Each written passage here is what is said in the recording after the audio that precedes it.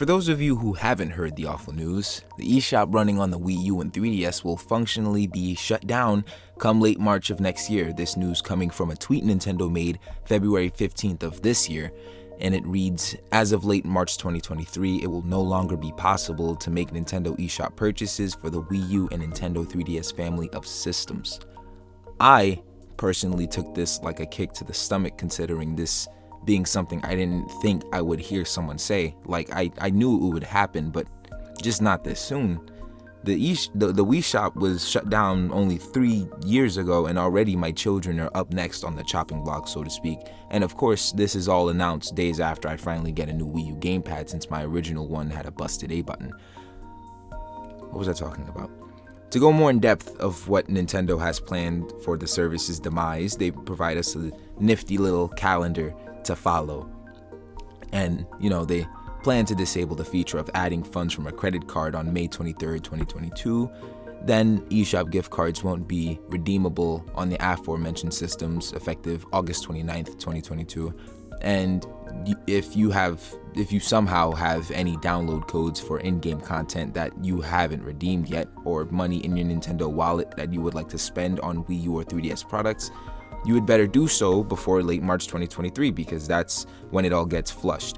You'll still be able to re-download any games or DLC you've already purchased, but everything else would be gone forever. And hey, it's better than what happened to the Wii Shop. That gives us a neat little schedule for the slow murder of the service, starting as early as late May of this year. There isn't even a date for me to set my doomsday clock for either. It just states March 2023 to be the end of the service. And not only do we have to worry about all the eShop exclusives that we have to grab before they're all wiped from existence, of which there are way more than I remember, but the virtual console as well. I'm sure you guys all had it in the back of your head. It's been made clear that the Nintendo Switch wants nothing to do with it, and there have only ever been 3 systems that supported it, and since one is already dead and the other 2 are on their way out, it's only a matter of time before the product is donezo. Do people still say donezo? It sucks because it's a really cool way to make old and expensive games way more accessible for a broader audience to own. Even Smash 4 had a small little library of classic games that you could play a short demo of, all run by the virtual console, proven by the fact that it offers to take you to the eShop to buy the full game. Nintendo will barely ever do a classic collection type thing for some reason, aside from the Mario All-Star series limited edition. And before you say anything, the classic systems do not count. I don't know why, I just don't feel like they should count. If you gotta buy a whole system to play these games, it's not the same thing. And yeah, you can still currently play a majority of these games with a Nintendo Online subscription on the Switch, but that's not owning it.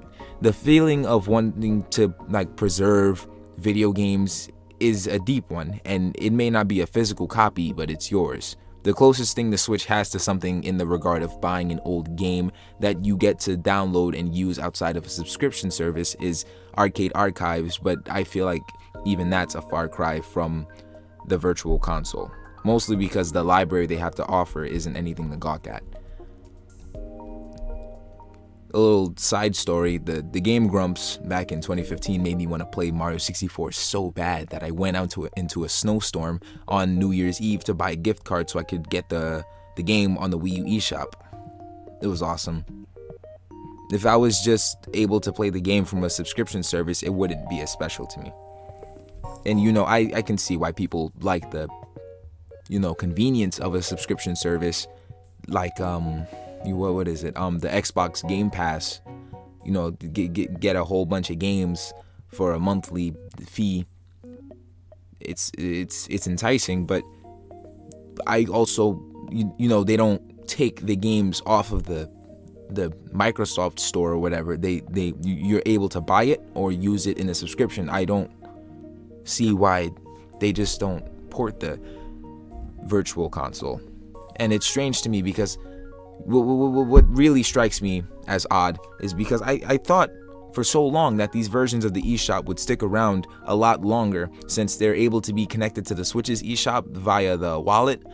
And I thought maybe they had servers similar enough to each other for them to all be run and maintained with little extra effort.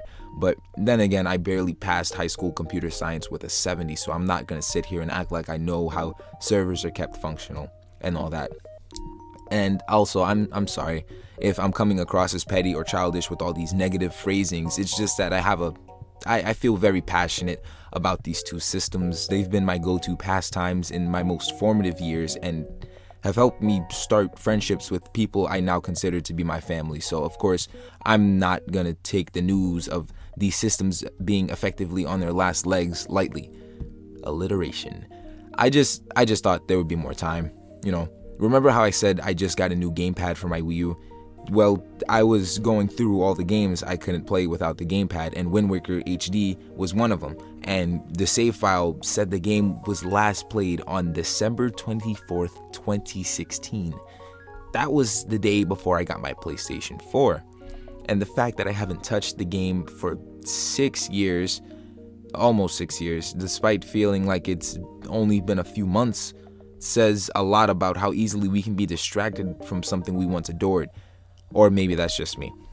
I'll say one thing, Nintendo is definitely gonna see a financial boom from these two systems from all the people terrified that they'll never be able to obtain this stuff.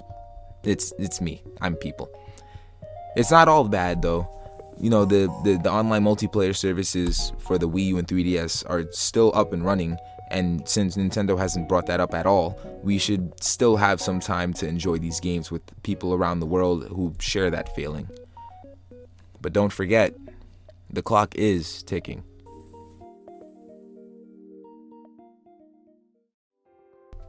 Hey, did you guys check your little memories thing that you can see on the Nintendo website? You know, it offers, you know, the lifetime statistics of your Wii U and 3DS. And I'm not able to see my 3DS memories because it has a different Nintendo account and I don't remember the login because it wasn't originally mine, and I don't remember the login. But I can see my Wii U memories here, and it's kind of embarrassing to have Netflix and YouTube as your most played apps. At least we can see some other stuff on the side. What do we have? You know, number one place is other being media. Number 2, action, got Super Mario World and Super Mario 3D World. How diverse. Multiplayer, Super Mario 3D World and Pikmin 3. I don't even think I played Pikmin 3 multiplayer. I think it's just like one of my most played games, and it happens to be a multiplayer game. And then we got the little like the, what is that?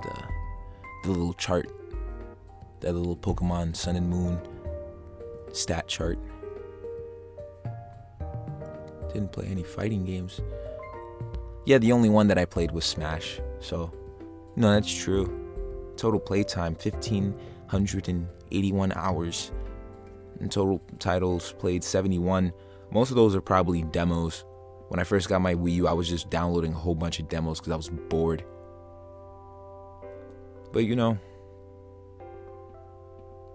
each one of those hours was spent having fun, and I wouldn't have it any other way. Whether it had been Smash or YouTube or Mario Kart or Netflix, you know, make fun of me all you. 293 hours on Netflix. What the hell?